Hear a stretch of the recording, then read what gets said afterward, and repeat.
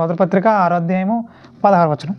సమీపింపరాని తేజస్సులో ఆయన మాత్రమే వసించుచు అమరత్వం గలవాడు ఉన్నాడు. మనుషులలో ఎవడునో ఆయనను చూడలేదు, ఎవడునో చూడనేరడు. ఆయనకు ఘనతయు శాశ్వతమైన ప్రభావమును కలిగి ఉండను కాక ఆమెన్ అంటున్నాడు. ఎవడునూ చూడలేదు, ఎవడునూ చూడనేరడు అంటున్నాడు. చూడనేరడు అంటున్నాడు. మరి మేము చూసామని అంటున్నారు మీరు. దేవుడు బైబిల్ గ్రంథంలో ఏం రాయించాడు? ఎవడు చూడలేదు ఆయన, ఇంకెవడో చూడలేడు అంటున్నారు. మరి మేము చూసాము, మేము విన్నాము అని ఎందుకు అంటున్నారు అంటే వాళ్ళు భ్రమలో ఉన్నారనమాట. చూసామనే భ్రమలో ఉన్నారనమాట, విన్నామనే భ్రమలో ఉన్నారనమాట. అదే తప్ప దేవుడు ఎవరికి కనబడ్డాడని చాలా క్లియర్ కట్గా అర్థమవుతుంది. ఇక రెండవదిగా సాతాను కూడా వెలుగుదూత వేషం వేసుకొని వస్తాడంట.